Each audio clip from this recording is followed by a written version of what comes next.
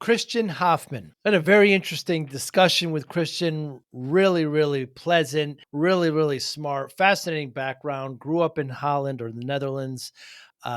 Did martial arts, started at 4, did it with his older brother, and got to the point where he got kind of frustrated with what exercising does and working out at gym. Went off to Australia for a while. Now he finds himself in Texas here in the States, and he works with people not only on personal training, on motivating them, on moving them, but also their mindset and how to have them better think and try to create some consistency. He talks about, having some clients that are available for, 4 or 5 weeks, then disappear for a month or two, then come back, and how to develop that consistency.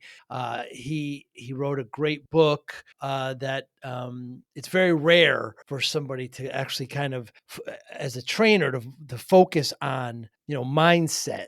His book, To Meet Yourself, Think for Yourself, and he tells stories in there of his own life and kind of an allegory setting and what you can learn from that. And he's got great social media where he talks about habits of happy people and things to remove from your life. But it's just a great conversation from a different perspective. His answer to discipline was really, really interesting. I've never heard it. I'm just going to say one word: byproduct. Thanks for listening. Hi, I'm Joey Pinz, and here's my 45-second introduction. After starting my business in the 90s, I started developing poor habits of eating in my diet because I was working way too much. Before you know it, I found myself 340 pounds. The doctor told me if I don't lose the weight, I'm not going to see my daughter graduate. Took the next 7 months, lost 130 pounds. People think there's some secret. Ask me, how'd you lose that weight? Like there's some secret. There is no secret. How'd I lose the weight? Just one word: discipline. I've had other successes in life, and I attribute them all to discipline. Now, I'm not the king of discipline, but I believe that it can help all of us. Friends, colleagues convinced me to start a podcast. The podcast mission: how do we better ourselves and society? I talk to interesting people in health, fitness, sport, wellness, business, technology, science, art, and culture. And I eventually ask them how discipline plays a role in their life. Podcast vision: growth through learning from others.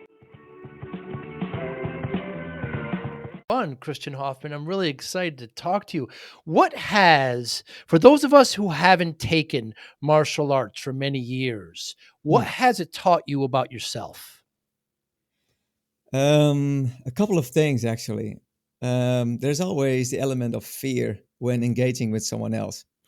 So if you do martial arts and you're just busy for yourself, with yourself, then that's a different mindset.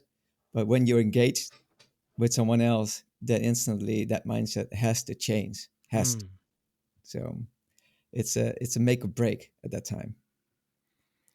But I've taken a little bit, but I know people who are lifelong martial artists, and they have just a general sense of calm about them that's very different than others.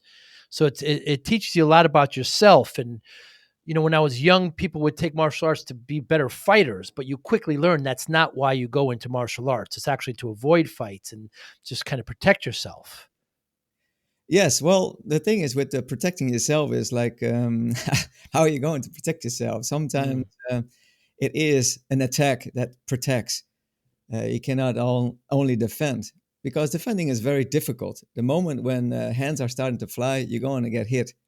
So try to defend yourself. You might be the first one to do so in a controlled manner. And that's the whole difference, I think.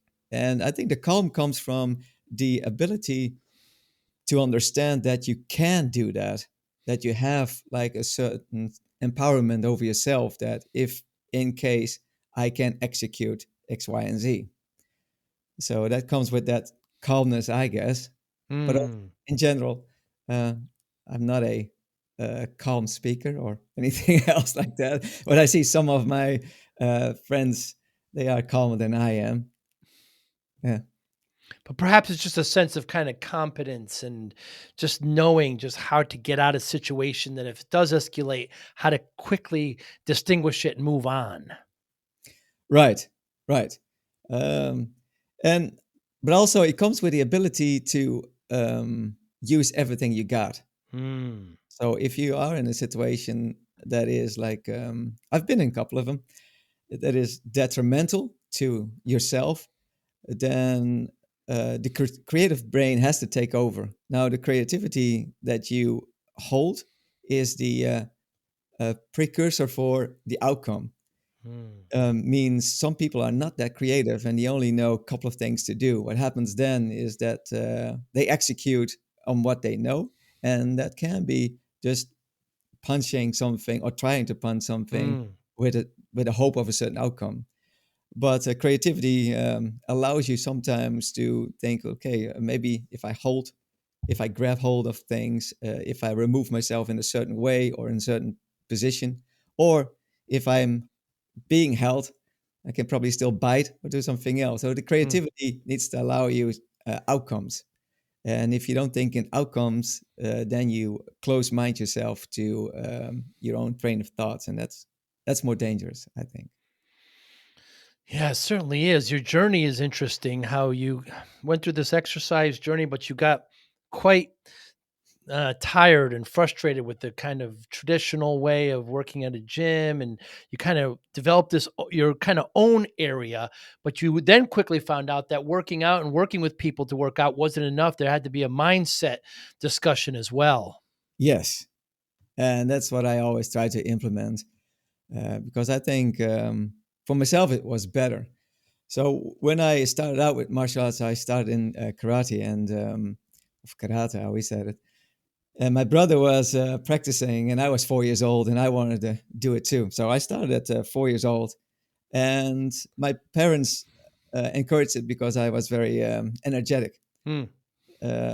What I've learned over there is that there are limits on what you can do to someone else. Hmm. I was very teasing and playful, but if you do that to like people that are older than you and you mark them a little bit, they tend to lash out. Yes. And good lessons. I mean, you learn capabilities, I guess, and that's what it's all about for me. Learning capabilities and not necessarily like how to destroy or overcome or overpower. That was not my main intent because my main intent was always to see where someone is and how I relate to that other person in that situation. Hmm. Because it's a form of control. And I think always that my mother was always pretty controlling, and that has an effect on the children. And Yeah. the effect that it had on me was I tried to exert control in a certain way too. I did it with teasing and be playful with someone else, and sometimes even bullying to a certain extent, I guess. But never with the idea to hurt someone in the long run. So.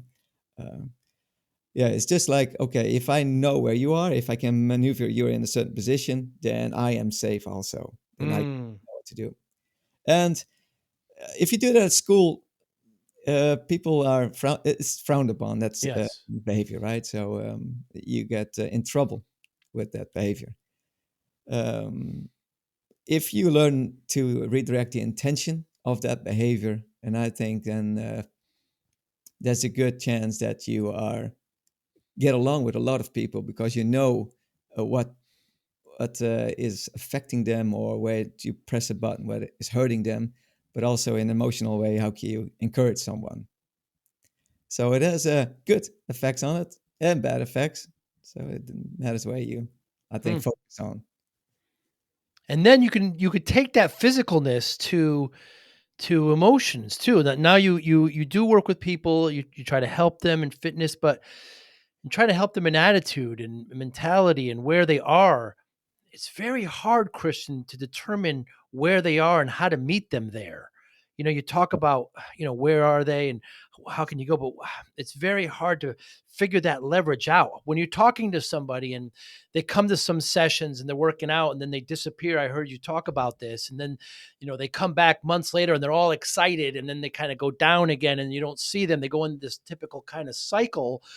How do you equal them out a little bit? Things are happening in their lives they have no control over. You don't have any control over, but consistency is the way to good health and good mental health. Yeah, and that's a problem. Consistency is not a real thing, I think, in the world, in the sense that everything has a fullness to it, that we are growing, and we try to get away from entropy. from declining in that way. And that's a balance. There's no consistency, and it's like weaving a little bit. So you do both to get consistent, but consistency is not a thing for, I think, humans in general, because it's a constant work. So the moment that you think, um, I'm practicing consistency, that means you are busy with that same thing. You're not it, but you're busy with it. And if you understand that distinction, that leaves you with some room for failure, but also understanding that you need help in this process. Hmm. And the moment that you understand, okay, I need some help, I cannot do this alone. This is where you can reach out to other people, and they can get you on that path of like being more consistent. And that's the goal that I have with Sport Natural, to keep people motivated and consistent in their goal setting. And goal setting is because you talked about emotion, and I see emotion as energy in motion. Hmm. So it's a form of energy, and it can definitely work against you. It can go into a mood, and if you have a certain mood, then it's like an energy that stays there for a longer period of time without you being able to affect it. So I have made a model about that in the book, and it all I can make it all make sense. But sometimes I have to sit down with someone to make it understandable. If you just look at the schedule like this, it's like, whoa, it's overwhelming. Hmm. So you have to talk it through. But yes, we are always busy with our five senses, and we are distracted by those senses a lot until we use the intellectual faculties. We can better understand these senses, I guess. Hmm. You mentioned sports natural. It's kind of your methodology to holistic methodology to helping people. You wrote a book to meet yourself, think for yourself. What Yeah. do you want the reader to come away with when reading your book, Christian? Well, it's very a little bit cryptic, but it's a little bit hidden in the story. And I'm not necessarily mean I try to hide it. It's a story from A to Z, from where I was and how I was getting there, with the help of a Sifu, an older, wise guy who just questioned me and showed me the way. And if you read the story, I hope that what the reader is picking up, a lot of the words that is aligning you to your goal. And that's the whole idea. Like in the book, my Sifu, in that case, he talks about, I ask him, why are you drinking from little teacups? Because I'm used to a big tea mug, and I like that. I don't want to refill it all the time and get distracted. He says, whatever a big thing you try to accomplish, you need to go at it one step at a time, Mm. a teacup at a time, to not be overwhelmed. So there's a lot of lessons in all the things that he's Hmm. trying to give you. And so my hope is that the reader is getting into the story, and it infiltrates the mind in a certain way. Yeah, so you're trying to teach by allegory. So you're talking about your story, you're talking about life, and hoping these lessons that are learning, the reader can pick up and learn from there as well, just like that. It's a very interesting parallel between big cups and small cups with tea. Very, very interesting. But your process of sports natural. Talk to me about that. What's different about it, and what's your approach when working with people? Right. So I've two different settings. So I have do the personal side of sport and sport. That's personal training, and the group training. Uh, what I want is after personal training, implement people in the group training, because eventually, if you know your body is there, because some people are a little bit scared to work out in a group, and it's very normal, because you're going to be measured up, you're going to be comparing, you do a lot of things that's maybe not Mm. helpful for your mind at that time. So before you step into a group, some people need to do some personal training and feel like, okay, I'm there at that level that I can implement myself in the group, and do well. And that's what we all want to do. We want to do well, and also show other people we can do well. And that's why you see when people are younger, like 16, 17 years old, they try to out bench press each other to show how well they're doing. Uh, the group setting is I do 10 people in a group, and I don't want to do have more people in the group. I want to, and what I do is I make them accountable. So I put them in one WhatsApp group or whatever platform I use.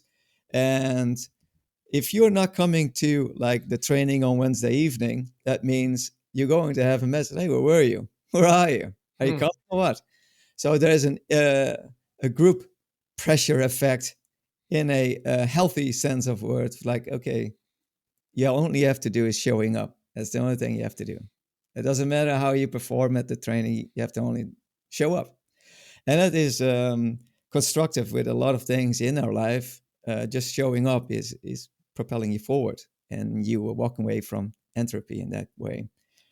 Uh, so yeah, that's the main difference between those things, and that what I try to accomplish. Now, in the training, we are not just doing all the machine workouts because that becomes dull. It always needs to be like invigorating. It needs to motivate you, but also inspire you to become better. So we climb things, trees. We Hmm. jump on things. We fight with each other. We put gloves on. We do water training, cold water training. We do swim training. We do a lot of things uh, to make you a whole person, Hmm. not just strong in the shoulders because of certain things you do. You need to be strong everywhere. The littlest muscle, and that's a concept that a lot of people maybe not aware of. And I say a lot of people because, hey, what else do you have to say? But I think in that way. But if you have a bigger muscle, it doesn't mean you're necessarily much stronger. If you can build the mitochondria in the muscles, Hmm. the effect of strength grows enormously. So there's a difference. So you can fight with people that don't look strong, but they are stronger than you are, and that's what I try to work on. I myself, I'm 5'7". I'm 140 or 150 pounds. Uh, I'm not that tall, but if I wrestle with people like say 200 or 240 pounds, I can still come along, Hmm. and just because of that little add of strength and punching power. Hmm. So there's a lot of things that you can do, and then you use techniques with it that makes you even better. And that's why I implement my background of martial arts, because it's very functional in a lot of ways. How you jump, how you roll, how you climb, what Hmm. angle you have to use. So it becomes very interesting, and you can make it as interesting if you want, and not just a dull um, workout. Yeah, that's the Group main. settings can be very. I'm sorry. No, I was reminding myself because I saw your mission statement.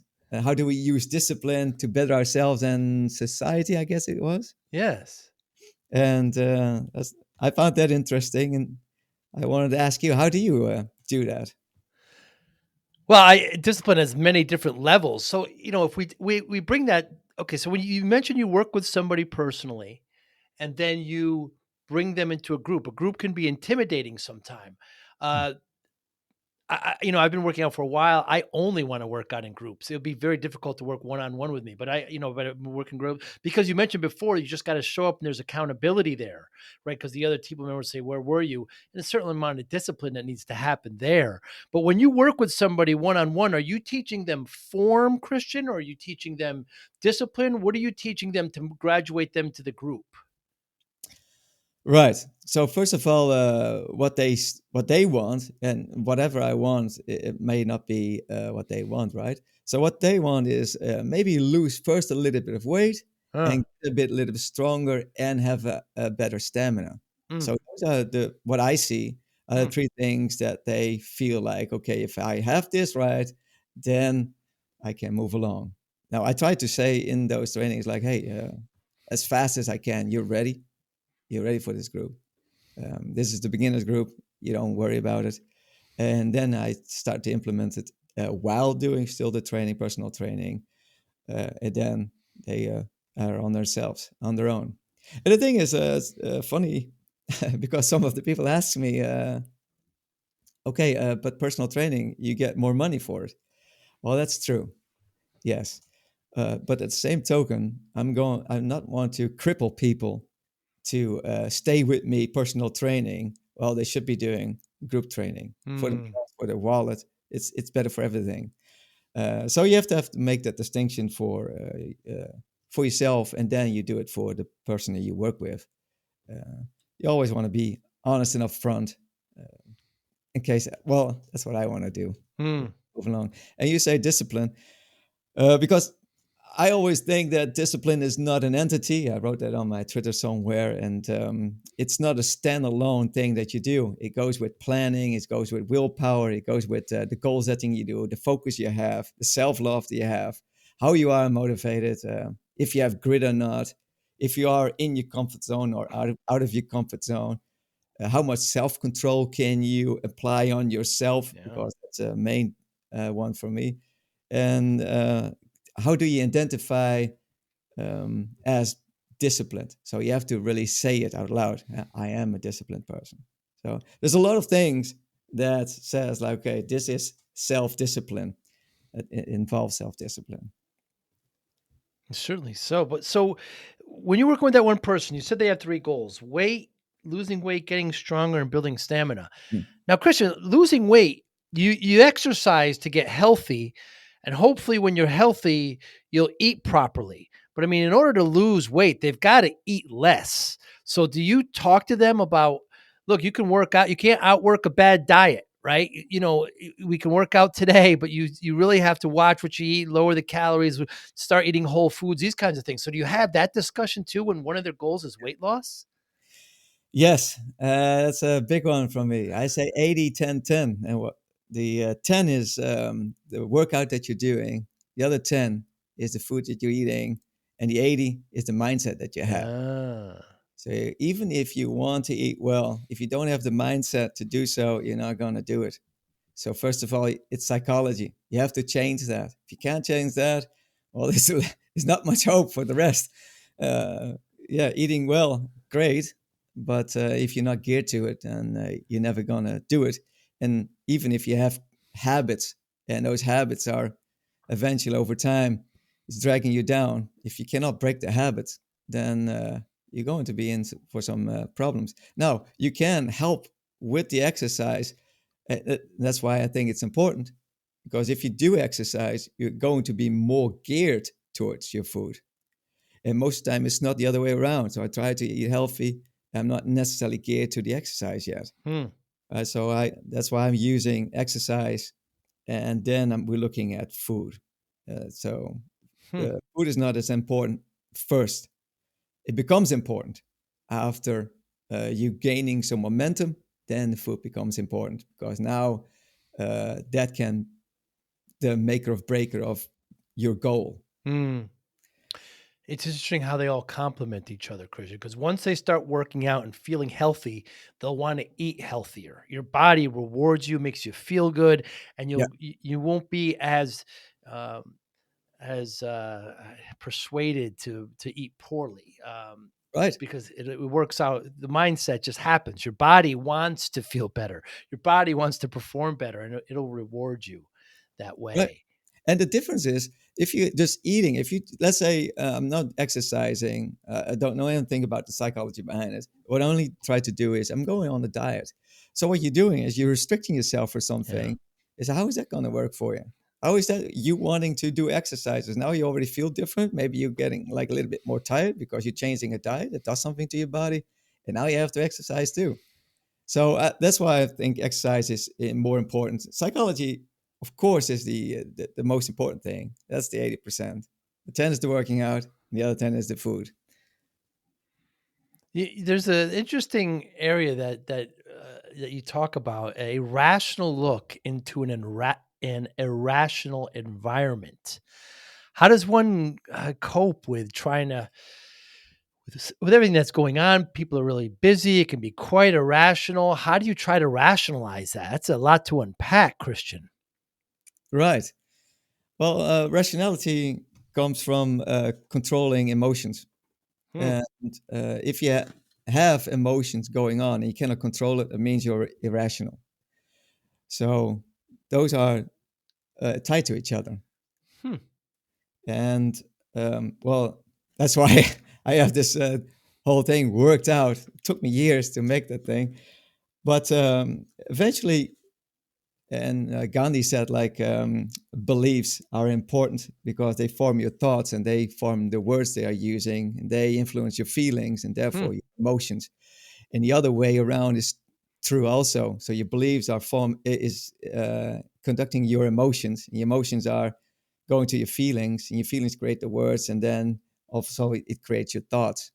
So if you understand the process, then you understand that you have to do something actively. In this case, you can change your thoughts, and that also eventually changes the belief that you have. If you never change your thoughts about certain things, and you are in the echo chamber of what you're doing already, and you see where you are, and you see that with the what do you call that? The election, last election. There's so much. Uh, I want to say hate, but so much animosity, Yes. irritation about in other people who votes differently than you, and it's all narrative. You see that on if you do the mainstream media, it's so much narrative, controlled Mm. narrative, and repeating words over and over. Once you start to believe it, then you think it's true, and then all of a sudden think, "Oh, you are bad and I am good." Now, the moment that you are feeling righteous about something, it means you are wrong. You're Mm. already off. Hmm. It doesn't matter what group you are in, you're off. Hmm. You have to fix that. And that's the most I'm not listening to mainstream media since, I don't know, 2017 or so, because I don't want to get strangled in that one. And also, I have no bias in this matter because I'm not a citizen, so I cannot vote. So I didn't really care about these things. I'm busy with my own company. But what I do have, because if you bring people in and they start to talk about politics while we are doing a workout, okay, well, then okay, where are we? What are we doing? Mm.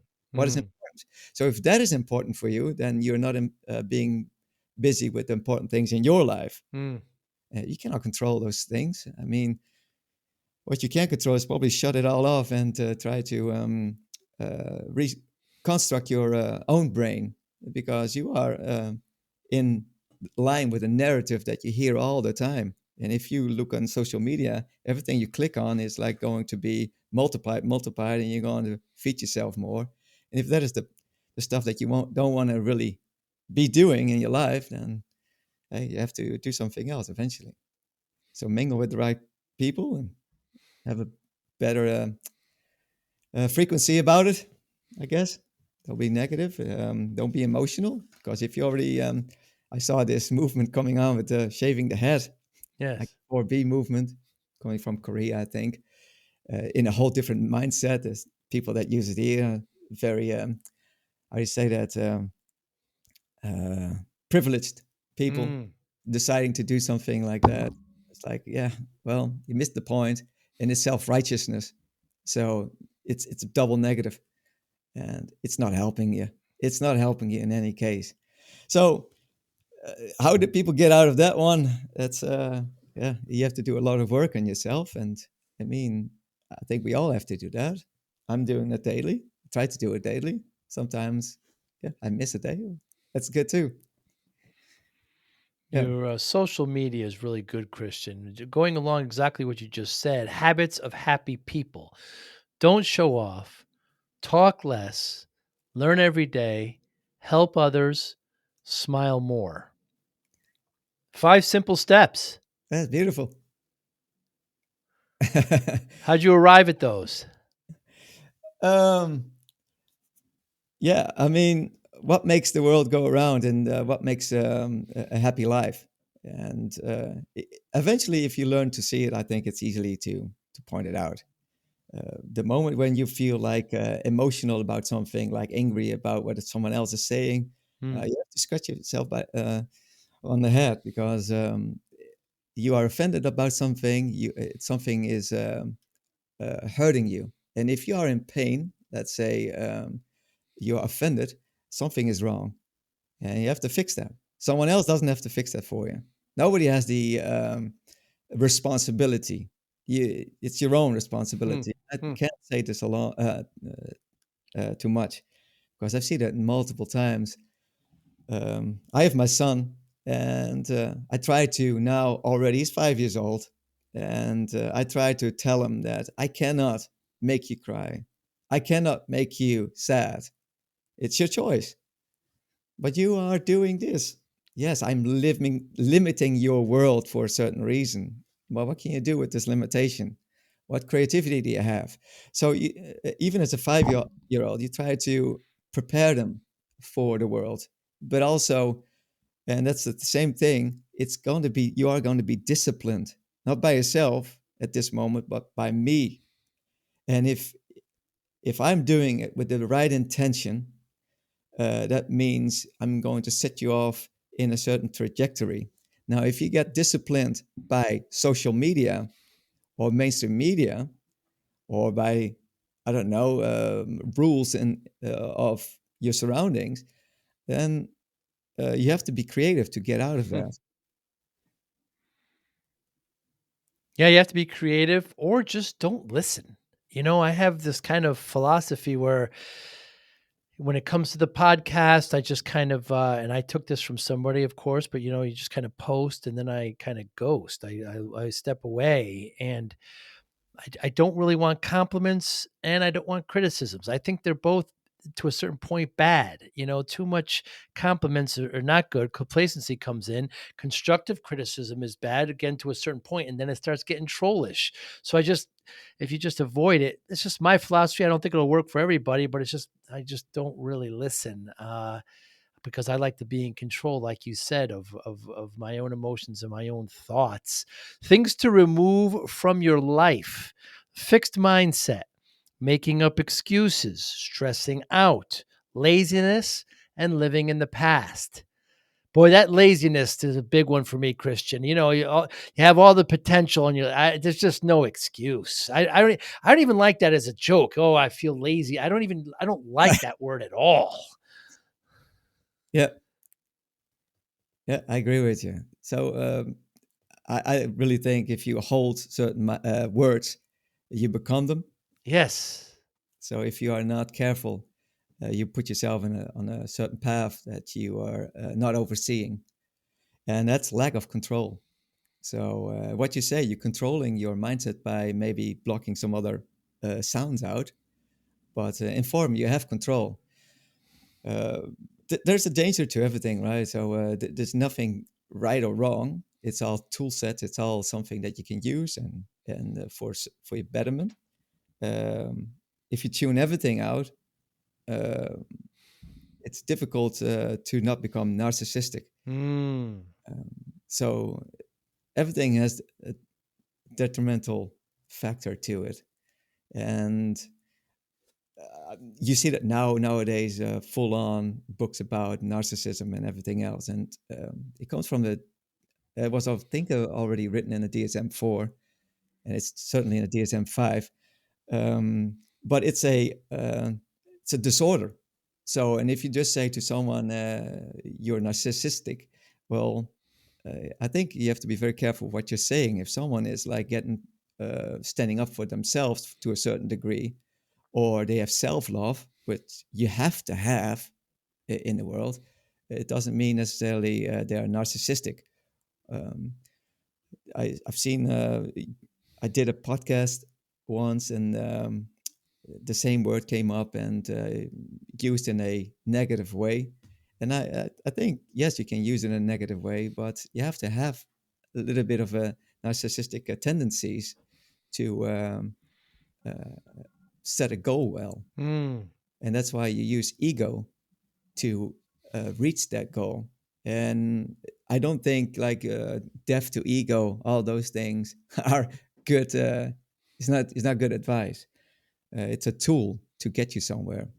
So if you're not there yet, use ego to accomplish something. So I am. And you hit like Trump has a way to saying all those things. I am the greatest listener of all time. Well, he can say whatever, but he always says like I am the greatest of all times.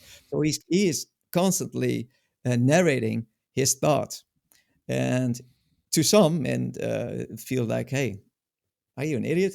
I mean, how do you know that what everybody is doing, and how can you measure these things? And I don't think he's busy with that. He's just busy with his own mindset to say, like, I'm the greatest at this, and try to get to reach that goal. Now, you can say what you want about it. It is a technique or tactic to get somewhere.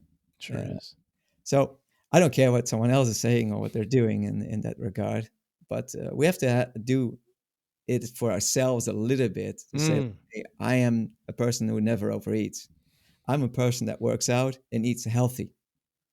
By saying that, you are becoming. And I think you did it yourself. How much pounds, I think, did you lose? yeah, I lost about 130, but that's really interesting. If you kind of keep saying that, I am not, I'm a person who does this, kind of comes into your core values. It's very interesting. We all have to have some degree of ego, right? We have to have confidence, but then when it starts to border on arrogance, it could be an issue, right? There's a delicate line there. So, and we all have to be kind of self-police ourselves with that. It's an interesting line to kind of dance on. Yeah. Yeah. And what you say about ego, I am not necessarily in line with Freud or Carl Gustav Jung in this matter. I don't see it as super ego, Mm, your alter ego, who's been said too, but more as a it's a tool. Like emotion is a defense mechanism, just as feelings are. I got it over here on my your in my chart. form. But ego helps you to portray something. So if you say like, I'm if you before you go fighting, like, I'm the baddest guy in that ring. I am the destroyer of beings, or whatever you say to yourself. That's ego, Yeah. but it needs to be there to help you to fulfill something, right? To fulfill your goal. It doesn't mean like you are at that moment, moment, the craziest person, but you act like it, and that's the ego that's trying to help you to reach that goal.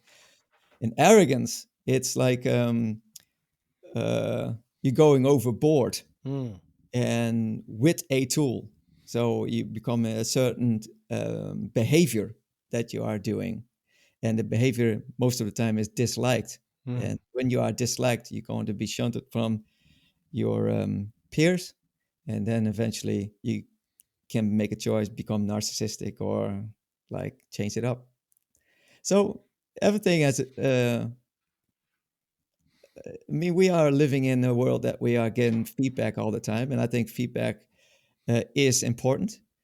And as you said, like, constructive criticism is a form of feedback. mm. And if you do it too much, then you can put a question mark in constructive. Is it still constructive? If it's not, Right. then hey, you have to also communicate that back to someone else. As a question like, do you still think this is constructive, or is this just a way of controlling? Right. It's a destructive. Yeah. Yeah. I'm a golfer, Christian, and that happens a lot when somebody takes a lesson. They get a lesson and they got, oh, this new swing thought. Oh my goodness, this is really going to help my game. And then they start overdoing it and they start pulling away some of the other good habits that they have just because they're kind of using that too much. So sometimes you can get something and go overboard with it when you should kind of keep it in line with everything else that you know. So it's very tough. Life is, to me, just a consistent kind of decision making of how far do you want to take things and how you want to balance everything. Christian, has there been anything in the last month or so, month and a half, that you've changed your mind on? Last month and a yeah, month and a half. Let me think, because I have a lot of little things. I'm just busy with at the moment with law of attraction. Try to understand it and try to have a grasp on it. Huh. And that I know, everything that I made over here is already in line with it. Wow. And I didn't understand this principle, but if we live I don't know if you can see it well, but if we live Reasonably. with our senses, we are not living over here in Hmm. our uh, intellectual capability over there. And if that is the case, and that's what's happening, if those are not belonging together, then we miss the opportunity to construct our life. So if we are just using our senses, we are reactive. So we are not creating, we are not making things, we are reacting to stuff because that's what senses do. It's just a reaction on input. So if we're not doing something to create, then we miss the majority of what we can do. Hmm. And always thought it was a little bit woo woo and crazy in a certain way when I was younger. So I changed my mind on that because I was like, hey, what the heck? I'm doing it myself. I'm saying to myself, hey, I am a healthy eater. In this way, I'm constructing with my words already my behavior. So I am creating my environment. I already did that and it's Hmm. working. So, and eventually I thought deeper in a lot of things that is in line with Sport Natural and my own mindset is exactly what is written about law of attraction. So I changed my mind, big one on that one. Yeah, you hear a lot about law of attraction. It's very interesting. There's some people that really hold to it. There's some people who, kind of have a hybrid version of it. So you mentioned it before, Christian. So yeah, I started my business back in the 90s. I was working way too much and, got myself up to 340 pounds. I'm about 200 now and not, and putting my health in the back seat. And the doctor says to me, if I don't lose the weight, I'm not going to see my daughter graduate. My daughter was just born. So it scared me, and I just kind of come to Jesus moment, and I'm driving home pissed off, punching the steering wheel. This is my pie hole, right? I'm the one who did this to myself, and I'm the one who's going to take it out. And spent the next 6, 7 months, lost 130 pounds and kept it off. You know that, in health, you can't look at it as a finishing line. You have to continue these habits for the rest of your life. You mentioned before when you go on a diet, you're just taking stuff away for a certain amount of time. When you lose weight, you can't look at it as a finishing line. You got to keep going. You got to continue with it. But people always want a quick answer, Christian. How'd you do it? What's your secret? And there's no secret. The answer is discipline. I got willpower, routine. These are the things, all part of discipline that kept the weight off, that I lost weight with. So you asked me about discipline and how it helps. I wonder how it plays a role in your life. How does discipline play a role in your life, Christian Hofman, How discipline played a role in my life currently? currently. Yeah, well, that's what I said before. I'm working myself on prioritization. So I prioritize goals that I'm setting for myself. And self discipline is a process, it's a byproduct. It's Hmm. you can conjure it up, I think, with a lot of help, and that's with the grit you need to have. But also, if you have self love or not. If you don't have self love, you're going to be yeah, limping. So, how well do you plan a plan, and can you put yourself to certain time management? And what is the environment you set yourself in? If the environment is not like conducive to what you're doing, and hey, you're setting yourself back. And I'm saying it's a byproduct because I mentioned this before somewhere else. Like if you are becoming a bodybuilder, you don't have to tell the bodybuilder to bulk up to eat more. Hmm. It's part of what they're doing. It's nothing to do with self-discipline. It's the mindset of like, okay, I'm doing this. And eventually the byproduct is self-discipline because in Hmm. doing. So there's twofold on self-discipline. And I like to have it as a byproduct because if you can construct your life as discipline as a byproduct, then it's easy. You have an easy life in that way.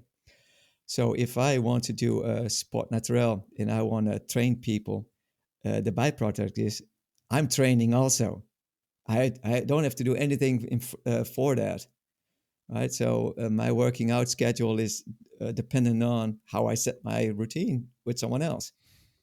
Um, Self discipline is also if I, let's say, I'm brushing my teeth and I'm doing all those little habits in my process. It's just my byproduct of going to bed. I don't have to think about it, right? So that's the difference between habit and routine. And I think if you mix that up, you are putting yourself in danger. Because if you think, okay, I'm doing this for 30 days or 60 days, however, the research is now saying, like how you create a habit. Let's say I want to floss my teeth. I never floss, I'm going to floss, and I'm going to do it every day. You do it for 30 days or 60 days, and then you find yourself on day 62 that you're not going to floss. And why is that process? Because nothing is a habit. The habit is very far away. We're talking about routine. I still have to open the drawer actively, understanding I want to floss. I need to do this, and Hmm. how I roll the floss thread on my finger. That is habit. I don't have to think about that, and that's the difference. Right. Hmm. So how I go through my teeth. That's Hmm. habit, and that is the main thing that I try to tell people I work with. Routine is something that you really actively have to set. It will never become automated. Never will be. It's always a choice. Now, the choice of and the adverse reaction that you have, that is going down. So the adverse reaction is like, oh, I really don't want to do this. I don't feel good about this. Oh, I do have to do it again. It's cold. I'm lonely. All those things will come up. But if you do it more and more and more, that stimuli will go lower, will go down. So eventually you find yourself in, okay, it's becoming easier, but not because of it's a habit. Hmm. It's just like a routine that you did over and over in time, and the stimuli is going lower. So that's the difference. Understanding that, what the difference between a habit and a routine, you set yourself up for, I think, glory. It's fascinating that it's a discipline's a byproduct of that, and then you talk. That's a very, very interesting take on that. I've never heard that before, Christian. Hmm. What motivates you? For what? Motivates you in life and what you do? What's your motivation? I don't know. I'm living a day. I've always lived that way. I live the day as the day is, and that's why I was really I had difficulties with goal setting because it demanded certain discipline and structure and routine that I didn't want. I Hmm. wanted to have a certain freedom in life. I think everybody has that. Um, it was very natural for me to just live life as it came, and I just seek out the things that I like to do, and I did it. But I made the choice at the moment, at the time, and I was executing at the time. That Hmm. means it was never uh, thought about ahead of time. So I accomplished a lot of things in that way. I built a lot of different things in my life and worked on a lot of different things just by executing at the moment in the now, which what you get is you're going to grow your flow state.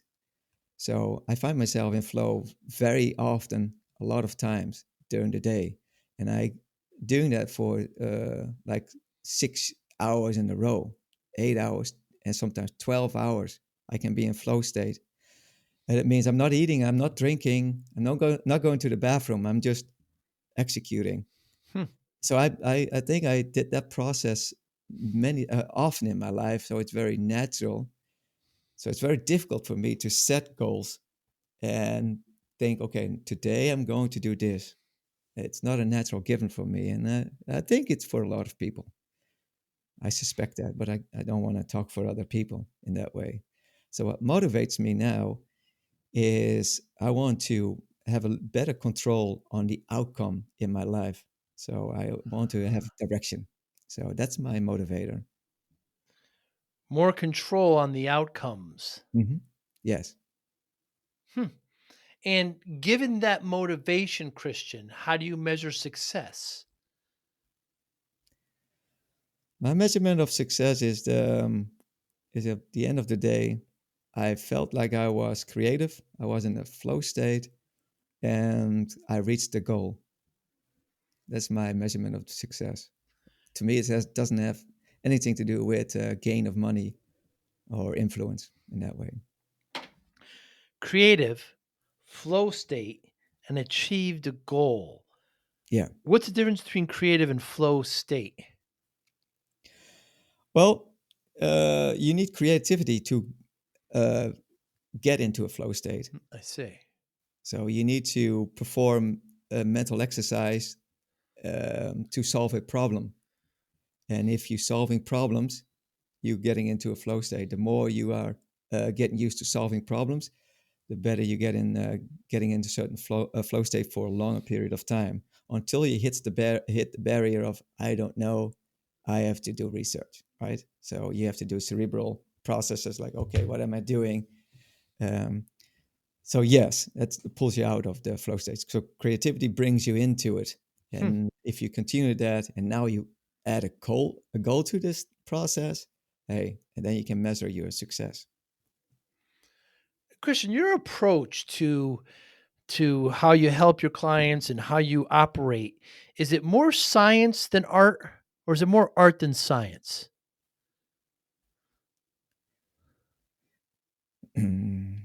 Well, I don't think if I can cut a line that sharp. I think you used both to Hmm. get to where you need everything, every asset, every tool in life is is what you need to get somewhere, and nothing is off limits. But you have to do it with the good intention, and yeah, good intention is a very strong entity, I think, that way. So if I talk with you and I have a bad intention, then it will eventually reflect on the conversation. Hmm. So if you are busy with a client, you do it with the best of your intention to grow someone else. If you're busy with yourself, that means your intention is going to change, and that's a negative change. So all what I do for Sport Natural is for someone else, um, and I try to become my best version to be in this position, to this role, to help someone else to get somewhere. Hmm. So if I'm not busy with myself in growing, but with myself in gaining, that means I'm not really busy with someone else anymore. So that's the distinction that I make for myself. Because as I talk to you and when I learn about you is that, you use terms like goals, you have everything mapped out. You have a physical sheet there that you pointed to many times. You're very scientific in your approach, but you measure success in flow state and in, creative, which are very artistic endeavors. It seems to me that you're much more science than art, but as we talk more, I think it's closer to 50-50. Oh, I hope so. That would be a great goal. That's what you want. Well, I mean, that would be a great goal. I haven't set that goal yet, but it sounds good.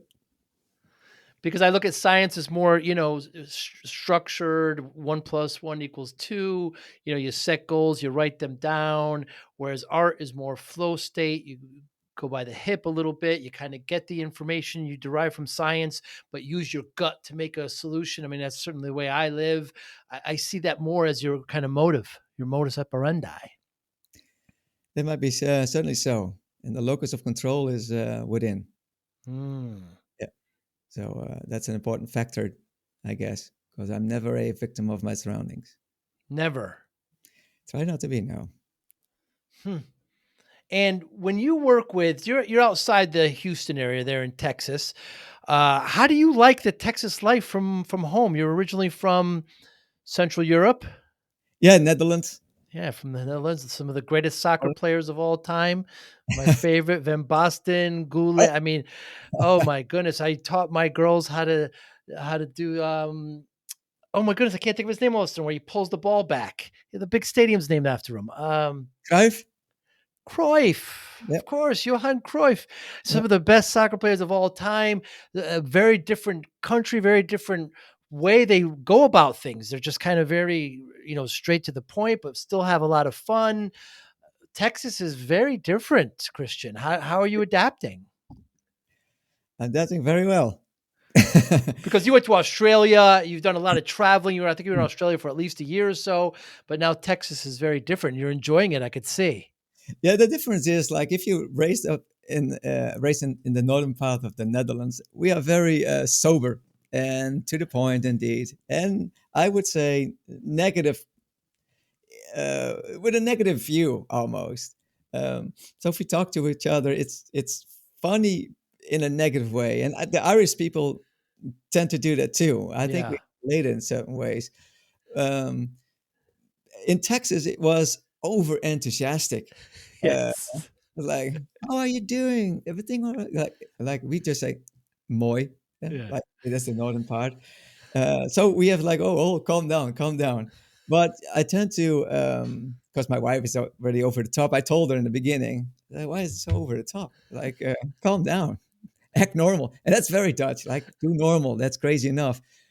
Um, but in that way, I actually like it more Right. because it has a certain narrative of yeah, connecting with each other enthusiastically and make life and with each other and not Mm. despite, right? So yes, I like the weather here too. Yes. Yeah. Yeah. Well, Christian, I'm glad we set this up. I was excited to talk to you. I enjoy your perspective. I like what you're doing with helping people because, in this country that we have a serious issue with our food and with our the Yeah, way we don't exercise, and we need more people like yourself encouraging others to do that. It's just way too easy, the system, to eat poorly and to yeah. sit on the couch and get on your phone. And the way you're helping people get out there and be social and get some exercise and shift your mindset a little bit is very, very important. Anybody listening, how can they get in touch with you? Well, my website is one great thing, sportnaturel .com. So naturel is what El Dorado is like an E in the end. So not natural, sport naturel. And you can sign up to the newsletter and you can follow a little bit what I'm busy with and how I'm growing. And hopefully I pull other people to grow in the same way or in the same direction. So the newsletter it comes out like every two weeks or so. It depends where I am in my own research, right? Mm, I cannot say like I do it every week because I want to do add some value. I don't want to just rant and make something over there. By the way, just said food in in America. I wanted to say there's so much difference in what is allowed here in yes. America versus Terrible. what's allowed Terrible. in Europe. Most of the things that are were not allowed since the '90s is just like full blown here. It's like okay, just Terrible. put it all into your food, Yes. Yep. and I hope that's going to change because that will change a lot of Yes. I think things that we are fighting against right now, the obesity, ADHD, the disorders that we have. I think Yes. really it's helpful if we change the diet, our food. Yeah, I couldn't agree more. Sport Naturel, Naturel. I'll make sure to put it in the show notes when this drops. Christian, thank you so much for your time. Next time I'm in your area, we'll get together and have a cup of tea. Oh, I like that because I drink tea. Yeah. Yes, as do I. You be good. I'll talk to you soon. Thank you. It was very nice to talk to you. Very great. Be well. All right. You too. Thank you for listening and or viewing Joey Pinz Discipline Conversations. Please share this episode with one or two of your friends who you think may benefit from the episode. Our website, www.joeypins.com. There you'll find lots of resources and you could join our mailing list. Please follow us on all our social media, Instagram, Twitter, and Facebook. Podcast information, the video version of our podcast is on YouTube. Please subscribe. Audio is on all major podcasting platforms. Please follow them. And if you like it, please consider giving 5-star rating. Would really appreciate that. Thank you again for listening or watching Joey Pinz Discipline Conversations.